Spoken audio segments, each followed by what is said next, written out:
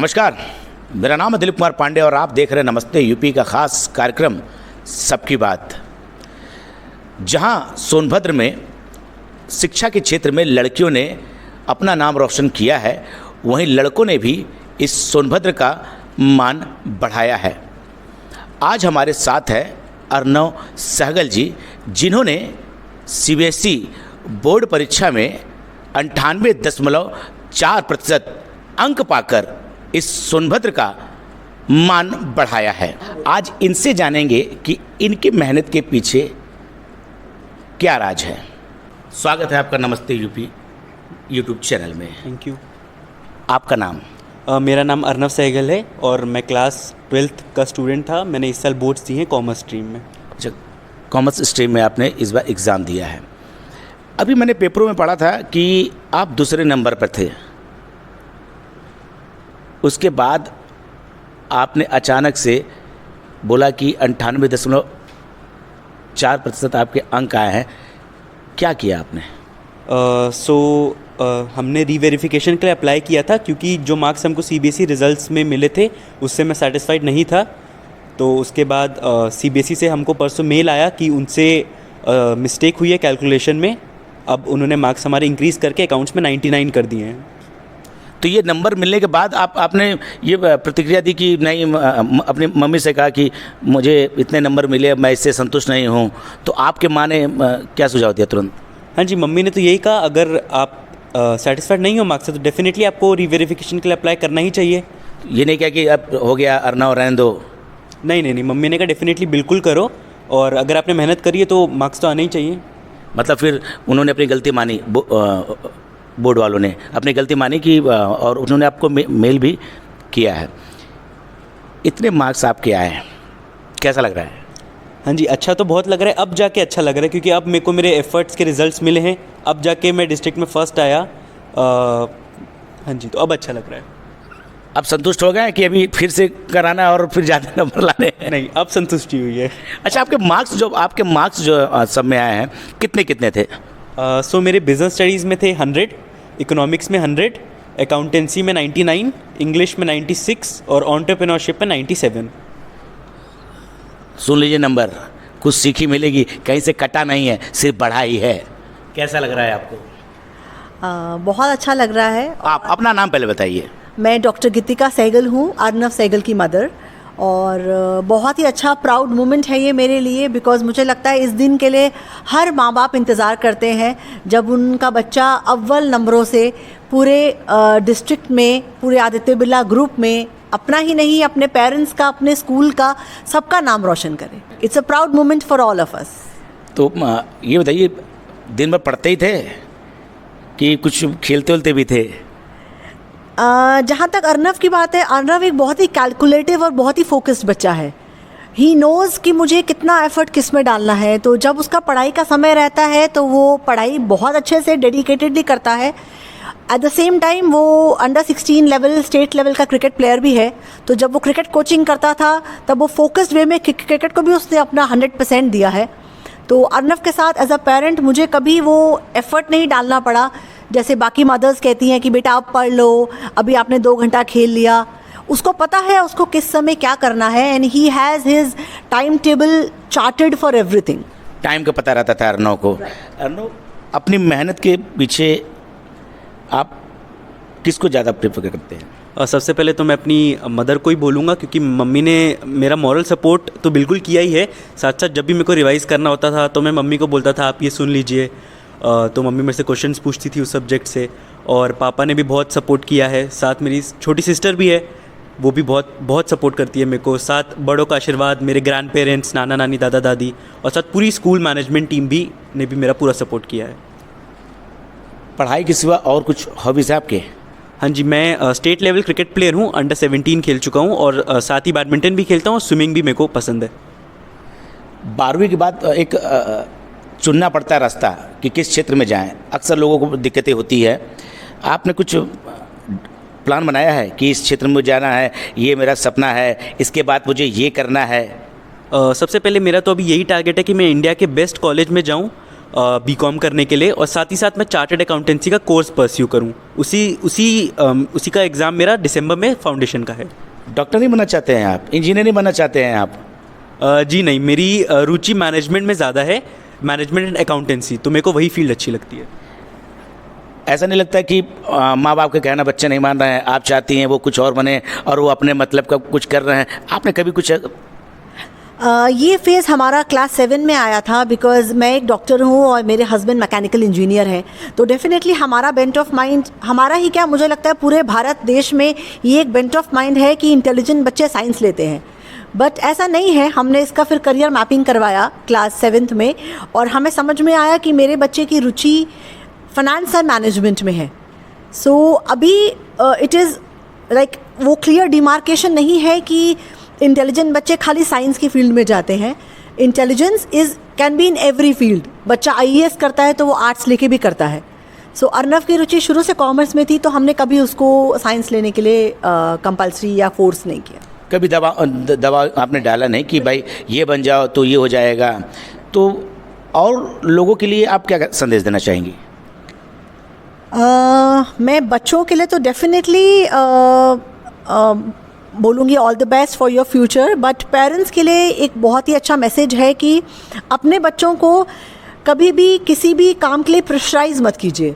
उनको एक positive direction दीजिए, उनमें एक पॉजिटिव एनर्जी डालिए, ताकि वो अपनी करियर को चूज़ करने के लिए सही मार्ग पे, सही दिशा में आगे बढ़ सकें। एंड एज अ पेरेंट मुझे लगता है हम अपने बच्चों के साथ अगर हर सिचुएशन में अगर खड़े होते हैं, जैसे कि अर्नव वॉज वेरी डिस्ट्रेस्ड जब 12 तारीख को उसका रिज़ल्ट आया, वो सेटिस्फाइड नहीं था अपने रिज़ल्ट से, तो एज अ पेरेंट मैंने और मेरे हस्बैंड ने उसको बहुत सपोर्ट किया, जबकि तब भी वो हमारे लिए फ़र्स्ट था, आज भी वो मेरे लिए फ़र्स्ट है, क्योंकि हर माँ बाप के लिए उसका बच्चा हमेशा फ़र्स्ट रहता है। बट येस, जब मेरा बच्चा सेटिस्फाइड नहीं था तो हमने उसको 100% सपोर्ट किया, और स्कूल के उससे हेल्प से हमने ऑनलाइन ये एप्लीकेशन फाइल किया, और आज उसका रिज़ल्ट ये है कि he has got what he was waiting for and what he actually deserved. Sonbhadra में टॉप किया है। अच्छा, इनके पापा का नाम क्या करते क्या है? Mister Rahul Sehgal. We work in Dalla cement works. अच्छा, डाला सीमेंट फैक्ट्री में ये काम करते हैं। और नंबर चाहिए कि बस भैया अब रुक जाओ? नहीं, अभी तो मैं सेटिस्फाइड हूँ फाइनली। हाँ जी, बिल्कुल अभी सेटिस्फाइड हूँ मैं। अच्छा, आपके इस मेहनत के पीछे किन टीचरों का सबसे बड़ा हाथ रहा? माँ बाप का तो था ही आपके। मेरे क्लास टीचर अकाउंट्स के सर बर्मन सर और पुलकित सर, जो मेरे को बिजनेस स्टडीज़ और इकोनॉमिक्स पढ़ाते थे, एंड इंग्लिश की ma'am Geeti ma'am, and school management team, पूरी स्कूल टीम का ही सपोर्ट था मेरे को। अच्छा, जो आप एग्ज़ाम की तैयारी कर रहे थे कि एग्ज़ाम आ गया अब तो ठीक है, डर था कि कहीं? नहीं, एग्ज़ाम प्रेशर और परफॉर्मेंस प्रेशर तो रहता ही है, क्योंकि सबको मेरे से उम्मीदें थी कि मैं अच्छा परफॉर्म करूँगा। मम्मी पापा को थी, पूरे स्कूल की टीम को थी, मेरे फ्रेंड्स को भी थी, तो डेफिनेटली उसका प्रेशर था कि रिज़ल्ट अच्छा ही देना है। पूरे साल भी अच्छा परफॉर्म किया था, बट ठीक है, मैनेज कर लिया प्रेशर। और हाँ जी। अच्छा, अक्सर लोग कोचिंग करने जाते हैं पढ़ाई के साथ साथ। आपको लगा कभी कि मुझे भी कोचिंग इस सब्जेक्ट पढ़ना चाहिए, ये सब्जेक्ट में मुझे दिक्कत होती थी? मेरे को अकाउंट्स में दिक्कत होती थी, इसलिए मैंने यूट्यूब से पढ़ा। जब भी डाउट है मैंने गूगल पे सर्च किए, बट मैंने कभी किसी चीज़ की ट्यूशन नहीं ली।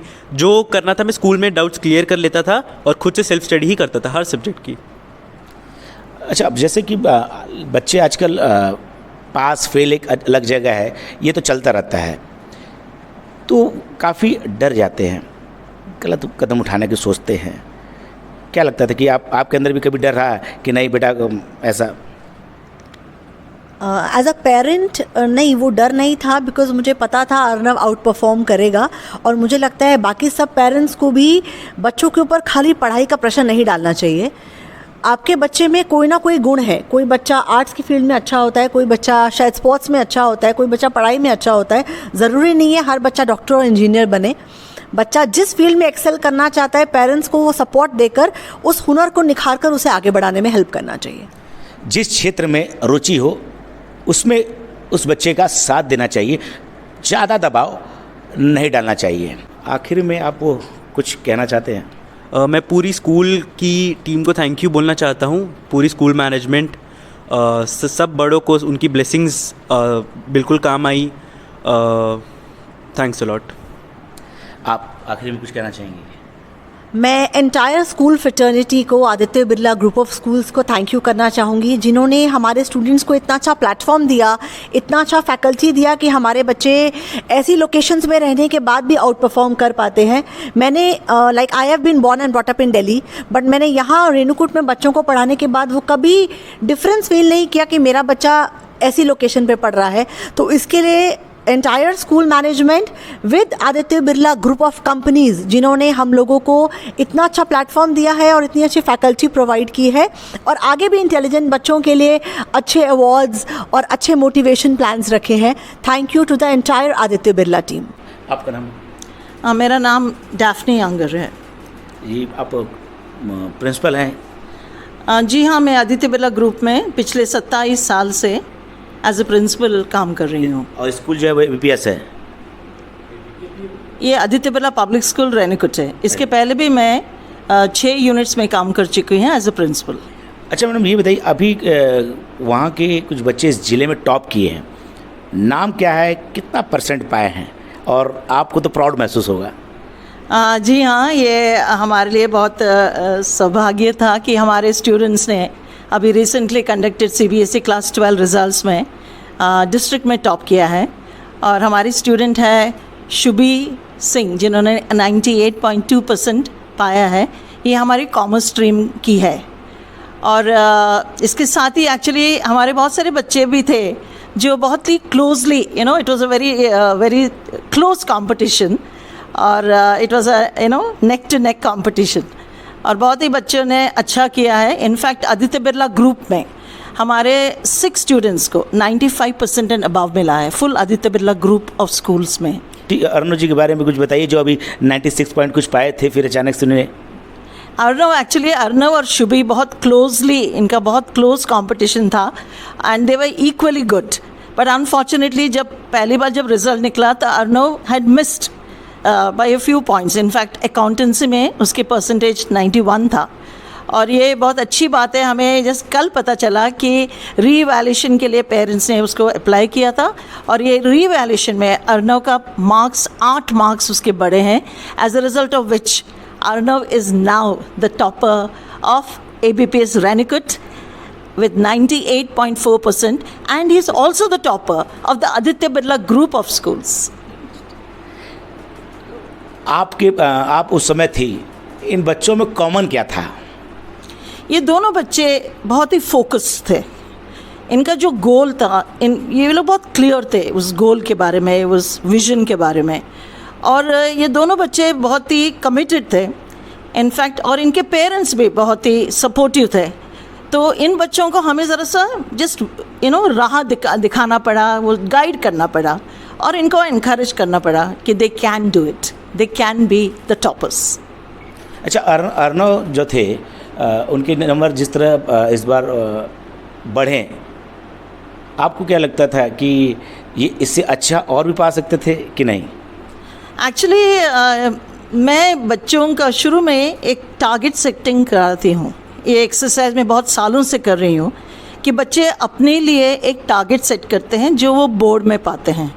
और आप लोग बिलीव नहीं करेंगे, बच्चे, मेरे पास इवन रिकॉर्ड्स हैं जहाँ पर बच्चों ने 0.22% तक उसको एक्यूरेट उनको वो परसेंटेज मिला है। और अर्णव और शुभी दोनों, इन्होंने भी उस टारगेट में लिखा था कि उनको शायद 99% मिलेगा, और definitely they were both, we were expecting both of them to be toppers, joint toppers.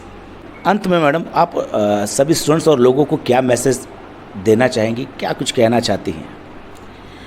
देखिए, मुझे बहुत खुशी है कि मेरा जो 27 साल का जर्नी है एज अ प्रिंसिपल, वो ABPS रेणुकूट से में ख़त्म हो गया 31 मार्च। मैं यहाँ से रिटायर हुई फ्रॉम माय करियर, और मुझे लगा मेरे बच्चों ने सबसे प्रेशियस गिफ्ट मुझे दिया है by being the toppers in the district. और मैं बच्चों को, जिनको मैं बहुत बेहद प्यार करती हूँ, क्योंकि मुझे लगता है कि बच्चे जो है ना, भगवान के रूप में मेरे स्कूल में, मैंने हमेशा भगवान को बच्चों में देखा है। तो उन बच्चों को उनके पेरेंट्स को और हमारे entire team of ABPS Renukoot को बधाई देना चाहती हूँ. I think this is the greatest gift ABPS Renukoot has given me. Thank you. फ़िलहाल मैं ये टॉप किए हैं और तब तक मैं मिठाई खा लूँ. अगली बार फिर हम किसी और से मिलेंगे, नई बात करेंगे, सबकी बात करेंगे. तब तक के लिए नमस्ते यूपी.